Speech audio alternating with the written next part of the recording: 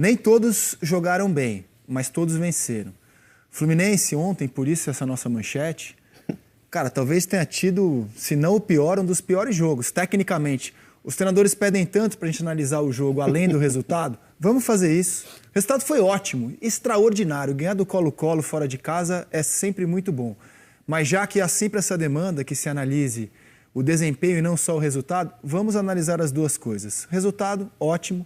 E desempenho, hein? Defensivo foi muito bom, né? O desempenho defensivo foi bom, porque o Fábio assim, não chegou a fazer nenhuma grande defesa, então, né? Eu discordei um pouco da coletiva do Diniz. Porque o Diniz elogiou, né? E eu não acho que... Discordei muito da coletiva do Diniz. Exato. Assim, e confesso que isso acontece com pouquíssima frequência, mas ontem a coletiva dele... Eu discordei, porque eu não acho que tenha sido um desempenho defensivo bom do Fluminense. Eu acho que se tratou muito mais por deficiência do Colo-Colo, porque assim, você vai ver os caras... o jogador cabeceando na pequena área, você teve bola na trave, você teve o Ganso tendo que dar carrinho dentro da área, o jogador chegando na cara do gol. Então, assim, o primeiro tempo foram 12 finalizações do Colo-Colo. Aí você pode nenhuma no gol, né? Nenhuma no gol. A única finalização no gol no primeiro tempo, a gente teve essa daí também... Foi a do Lima, do Fluminense. Que foi no último minuto. No último minuto. 44 minutos, eu acho, do primeiro tempo, foi a única finalização do Fluminense. Mas, cara, os caras tiveram volume, os caras tiveram oportunidades e, assim, acho que ontem a gente viu, num primeiro tempo, um Fluminense absolutamente antítese do que é a ideia de jogo Por exemplo, isso aí não é método defensivo, é mas estava impedido, mas você tudo bem, mas assim, seria um milagre do Fábio, assim, mas ele tá ali para isso também, né, gente? Sim, o goleiro faz parte do Mas assim, do método time de defensivo futebol. é quando você não deixa o adversário te amassar, né, cara? Então, eu acho que é isso. Assim, eu acho até que o desempenho defensivo não foi ruim, porque você não deu, mesmo com o Colo-Colo tendo tanta bola, ele não teve chances claras para fazer o gol. Isso é mérito de marcação, isso é mérito do sistema defensivo, que antecipou algumas bolas, deficiência outras. do Colo-Colo também. Deficiência do Colo-Colo. O que eu acho é que, assim, o que é ruim do Fluminense ontem é você, um time como o Fluminense, dar tanto a bola para o Colo-Colo. Esse que eu acho que é o maior problema. E aí, a partir desse erro, ele conseguiu se sair bem defensivamente. Esse gol, por exemplo, é um gol perdidaço, né, cara? A coletiva dele... Estava impedido também no início da jogada. Primeira assim, parte da coletiva do Diniz eu não concordei muito, mas depois a reta final da coletiva dele ele foi tentando especificar, botar os pontos. E realmente, quando você vê um jogo dessa maneira, ele falou sobre o gramado ser um gramado menor, o gramado estava rápido ontem, e ele falou da diferença... Gramado mais curto, né? Mais curto e com molhadinho, mais rápida. Ele mostrou, eu achei interessante ele falar do momento do Fluminense, onde ele abriu mão do jogo dele de tentar jogar e fazer mais bola longa. Salvo pela trave. Esse foi o lance mais perigoso do Colo-Colo no jogo, né? Mas a leitura do Diniz é importante a gente ver que ele sabe que a equipe dele não está jogando bem e ele procurou fazer um jogo dentro da possibilidade que ele vê. Tá? Ele falou do jogo da final da Libertadores, são 5 jogadores diferentes, contando com o John Kennedy que entrava todo o jogo, são 5 jogadores diferentes.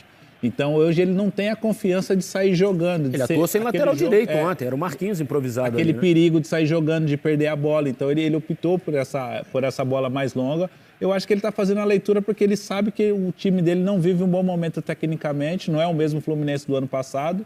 Vai ser difícil ele encontrar o mesmo Fluminense do ano passado, mas ele tem consciência que o jogo foi ruim. Porque o Fluminense não vive um grande momento, mas o Colo-Colo também. Então, mas eu vou te dizer, o Fluminense nos últimos... O time aqui da Sport TV ganhava do Colo-Colo. Depende, cara. Com o Lédio eu e Lédio no ataque, sei não. Cara, então, mas correu que esses caras correram... Cara, muito... Assim, eu acho que o volume absurdo do Colo-Colo, principalmente no primeiro tempo ontem, acho que se deu pela dificuldade que... E aí é algo que a gente não está acostumado a ver desse Fluminense. Não sabe, o Fluminense não sabe jogar desse jeito. Então, mas eu acho que o Fluminense acabou partindo para a bola longa porque não estava conseguindo sair da pressão. Contra o Corinthians, a dificuldade do Fluminense qual foi? O Corinthians subiu e o Fluminense... E aí eu acho que é onde a gente tem que começar a analisar. Jogo, mostrando como a bola ficou com o Colo-Colo. Sim. Como o Colo-Colo finalizou. Mas olha ali, 24-2, isso é impressionante, cara. Mas eu acho que tem a ver muito com a deficiência técnica do time chileno. Por exemplo, acho que algo que a gente tem que debater, que observar o Fluminense sempre foi um time que magistralmente saía da pressão do adversário. A ideia do Fernando Diniz de iniciar a construção do jogo baixo é justamente essa, de você atrair o adversário, sair dessa pressão e ganhar campo. O que a gente tem visto do Fluminense em vários jogos é o Fluminense tendo dificuldade no que sempre foi ponto forte, que é sair da pressão. Contra o Corinthians teve muita dificuldade nisso. No jogo de ontem não estava conseguindo sair da pressão. Não sei se vocês vão lembrar, acho que foi Campeonato Carioca, Flamengo e um Fla-Flu, que o Flamengo teve um desempenho assim, amassou... Semifinal, né? Foi semifinal? O Flamengo amassou o Fluminense, mas ali a gente tinha a questão do Fluminense, que teve o início de temporada muito depois e tal, mas já foi um jogo onde o time encontrou muita dificuldade para sair dessa pressão. A gente vai ter aí outras questões que a gente tem que observar. O melhor passador da defesa, o Fluminense perdeu na janela porque o Nino foi embora. Tem a chegada do Thiago Silva agora. Perdeu o André, que é um jogador fundamental nessa construção de saída do jogo. Não tem tido o Samuel com frequência. Não tem tido o Samuel. Não tem Keno. O Arias não é o mesmo jogador. O Keno tem, mas tem sido opção do Diniz de não utilizar. O Keno estava à disposição. E aí na bola longa que você falou... 100%, né, fisicamente. Então, mas eu acho que hoje o Keno é reserva do Fluminense. Acho que o Keno hoje é... E aí você mexe no Arias pro lado esquerdo, né? Por conta pra poder botar o Marquinhos. Ontem foi até o Douglas Costa que começou e saiu lesionado. E essa questão que você falou, Grafa, da bola longa, a questão é que o Fluminense tentava a bola longa, mas não tinha ninguém lá na frente, porque o Cano estava na defesa.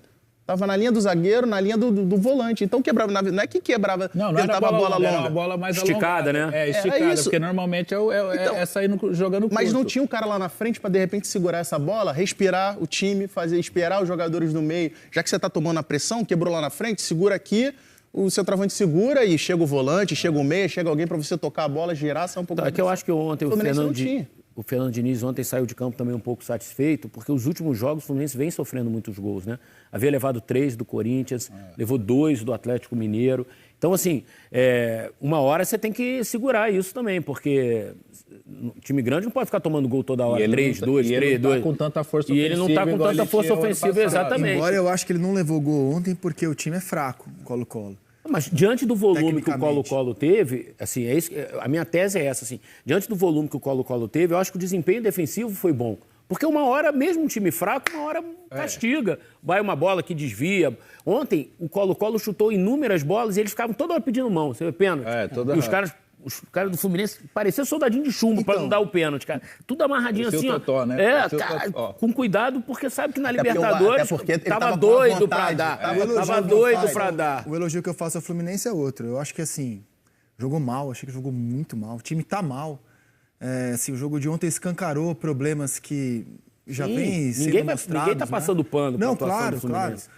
Por exemplo, o Marcelo, cara, que é um deleite ver ele com a bola no pé, defensivamente, é um ponto fraco do Fluminense, não é de hoje. O Fluminense está sempre correndo atrás dos adversários nessa temporada, mas tem uma coisa que é admirável no time, mesmo quando joga mal. Pô, o time se entrega pra caramba, cara. Dá um jeito, assim. O time sabe que tá mal. Você percebe que os jogadores sabem que as coisas... Não é, cara? Lima e eles sabem tá fluindo normalmente, que não tá fluindo, mas eles não se entregam, eles não desistem, cara. E o time tirou uma teve casca. uma resiliência. O time tirou uma casca pra jogar Libertadores. O time tá cascudo pra jogar Libertadores. Lima e Martinelli, o que esses Isso é admirável. se desgastam é absurdo. Esporte de alto nível, muitas vezes o que diferencia você é dar um jeito de ganhar quando você não tá bem. E o Fluminense conseguiu dar esse jeito ontem. É o elogio que eu faço. Mudança de postura, porque o Fluminense jogava Libertadores até o ano passado de uma forma. Hoje ele joga como atual campeão.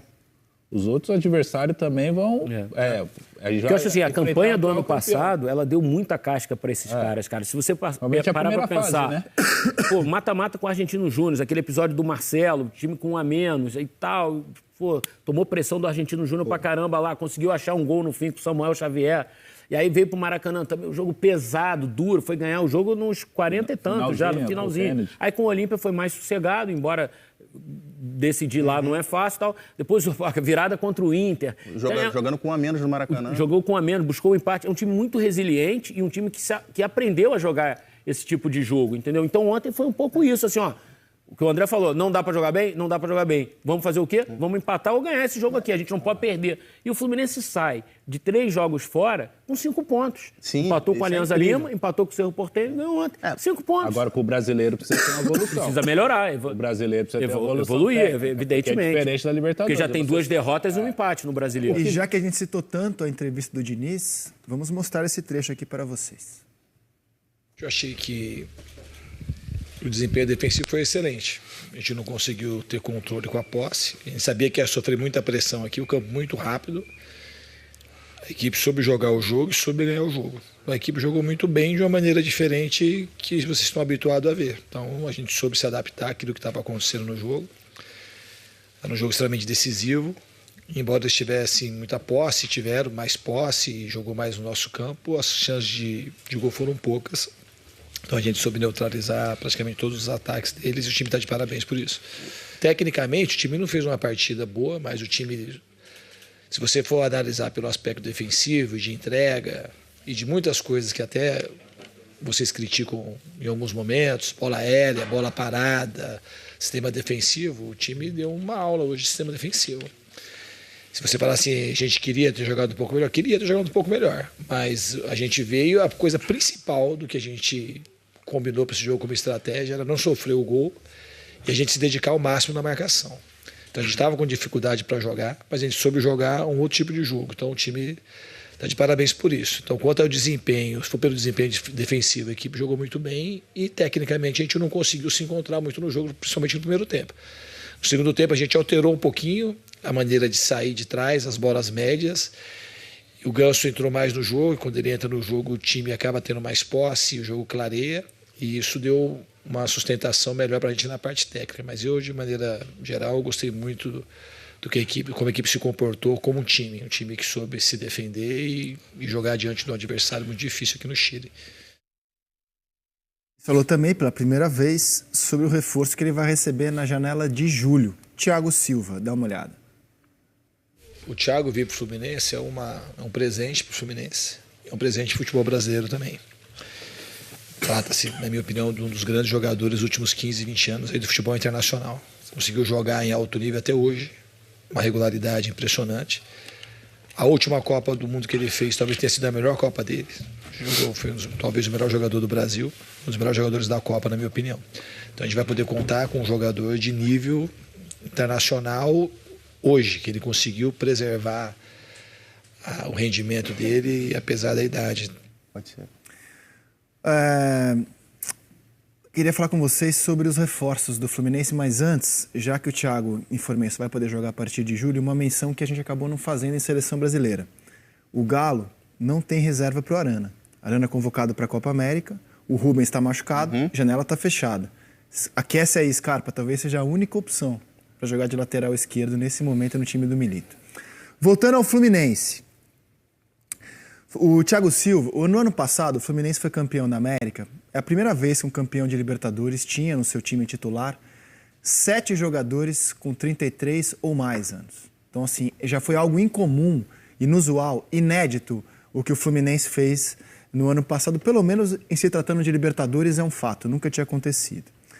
E nesse ano, se você somar os reforços que chegaram, entre eles o Thiago Silva, a média de idade do elenco aumenta. Aqui estão os jogadores com 30 anos ou mais que o Fluminense tem no seu plantel. Fábio, 43, o reserva dele, Felipe Alves, 35, Samuel Xavier, 33, o Marcelo, 35, o Diogo Barbosa, 31, Felipe Melo, que vai fazer 41 em junho. Já pensou uma zaga de quarentões, Felipe Melo e Thiago Silva? Manuel, 34, Thiago Santos, 34, Antônio Carlos, 31, Gabriel Pires, 30, o Renato Augusto, 36, o Ganso, 34, o Keno, 34, o Douglas Costa, 33 e o Cano, 36. É inegável que há um elenco que tem uma média de idade avançada. Isso é um fato, inegável. Vocês viram ali. Não sei se a melhor maneira de analisar a contratação do Thiago é pela idade. Eu acho que não. Eu analiso pelo nível técnico que ele ainda pode jogar. Só que a gente está falando de um elenco que tem uma idade avançada, que está sofrendo com lesão nessa temporada. Por exemplo, ontem foi o Douglas Costa. O Douglas Costa foi um jogador que se soma a Renato Augusto no DM, para falar dos reforços que chegaram.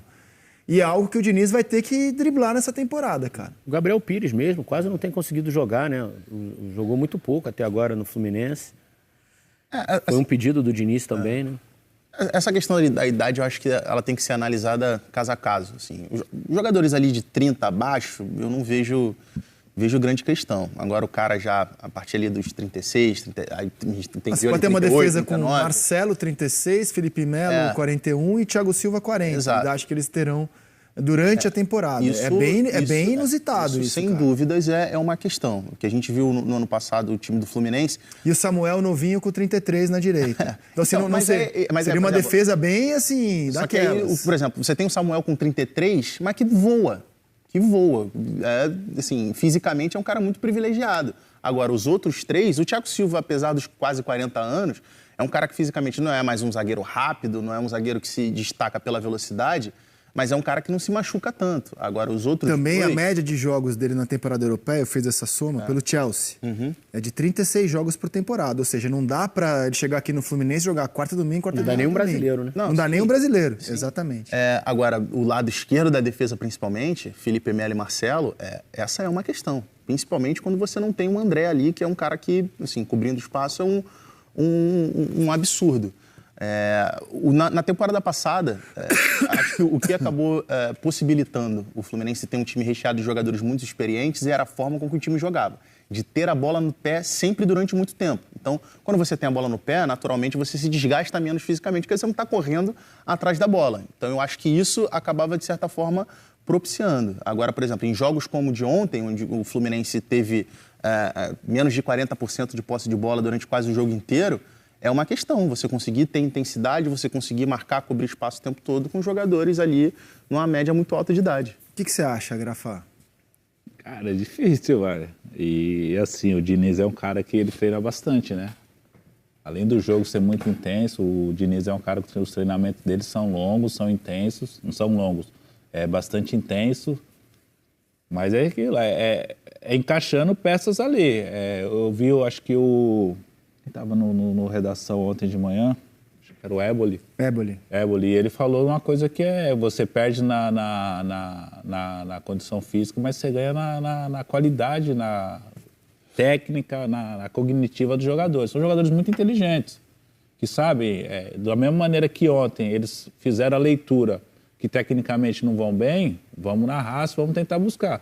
Aí são jogadores, Thiago Silva, Marcelo, Felipe Melo, são jogadores de experiência que, com a bola no pé, podem fazer a diferença. Aí tem esse equilíbrio.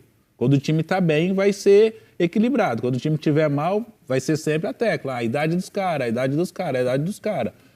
Mas, tecnicamente, é uma baita do equipe, né? Não, e o Thiago... Não se discute. Isso não se discute. Acho que não é a melhor análise. Mas tem que ter esse equilíbrio. A idade dele, a análise é a bola que ele ainda joga. O que eu acho que talvez esteja preocupando também um pouco é a forma de como pôr o Cano em situação de fazer gol, né? O Cano esse ano está se desgastando muito. Parecia um volante ontem. Ele não tem reserva porque o John Kennedy segue com um problema disciplinar e tal. E você não consegue rodar e o Lelê machucou o joelho, também está fora. Então, assim, o Cano tem que jogar e jogar. Jogar.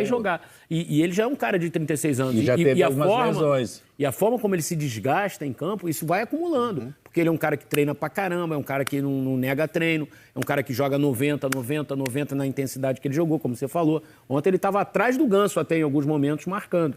Enfim, eu acho que esse é um jogador que o Fluminense vai ter que ter cuidado. E talvez ter que ir ao mercado, de repente, se não resolver a vida do Kennedy, né? Mas o mapa de calor do Cano ontem deve ser de um volante, assim. Ele jogou mais do meio campo para trás do que para frente. E um problema, no meu entendimento, assim, do Fluminense na temporada é que, até sabendo, né, da idade avançada do time no ano passado, vitorioso o time do Fluminense, o Fluminense reforçou o elenco, né, para arejar, dar descanso aos titulares, fazer competição, mas os reforços não conseguiram acrescentar, cara. O Antônio Carlos só fez um jogo como titular após o Carioca. O Gabriel Pires não entra em campo desde 17 de fevereiro. O Renato Augusto, que já era esperado, porque ele já vinha numa dificuldade de sequência no Corinthians, tem 7 jogos como titular, 7 como reserva, só um gol, nenhuma assistência. O Terans, ele não saiu do banco em 10 oportunidades, também não conseguiu ainda mostrar que veio. Os reforços não conseguiram, cara, dar o upgrade que o Fluminense esperava para a temporada. Douglas Costa também não está conseguindo jogar, são só 6 partidas como titular.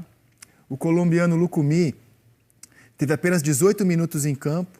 E o Marquinhos, acho que é o que está... Esse vingou. O que vingou, né? Esse vingou. E é que tá jogando fora de posição também. Tá jogando em todas, né? Joga pela direita, pela esquerda, de lateral. Mas né? ele na posição dele, ele hoje tem sido titular. É que ali você tem questão de jogadores que não estão conseguindo vingar pela questão física, que aí é o caso do Renato Augusto, do Douglas Costa e do Gabriel Pires também, mas principalmente Renato Augusto e Douglas Costa. O risco já era conhecido e tem jogadores que não estão conseguindo desempenhar, que aí é o caso do Antônio Carlos, que talvez tenha sido pensado como jogador para tentar imediatamente ali substituir o Nino e não conseguiu jogar bem.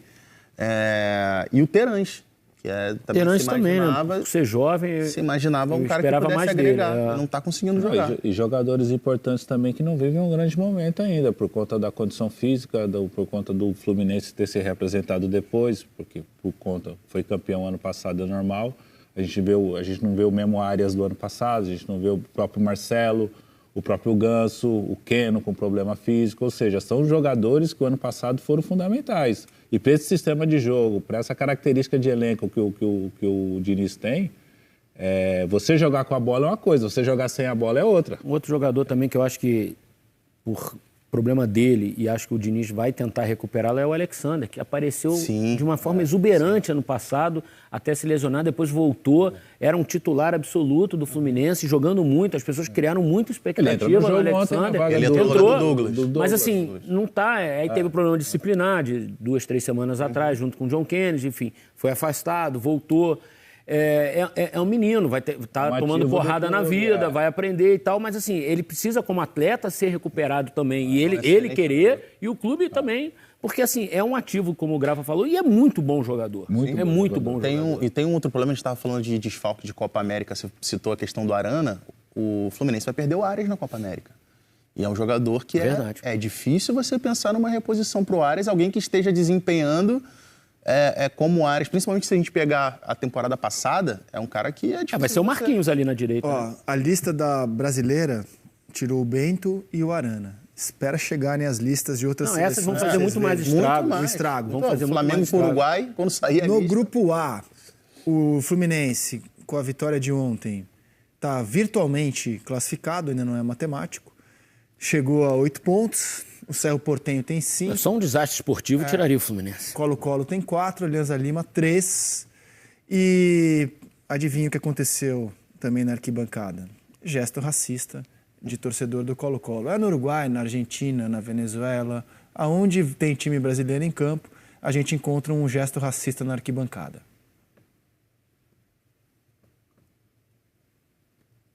Naquilo que nós falamos, né? É permitido, é válido. Só no Brasil que é crime. Eu acho que quando... E não tem muita punição.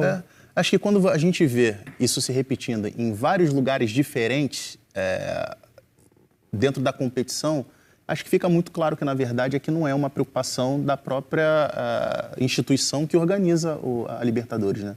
Para mim é muito claro. E, de novo, eu insisto. Acho que o clube... é só um torcedor, não vai punir o clube por causa de um torcedor, eu entendo. Mas o clube poderia se pronunciar dizendo que esses torcedores que são identificados com gestos racistas não são mais bem-vindos na arquibancada deles. Os clubes poderiam fazer isso. Fala pessoal, acabamos de assistir o que os comentaristas falaram sobre a vitória do Fluminense. Não esqueça de deixar seu like e se inscrever no canal.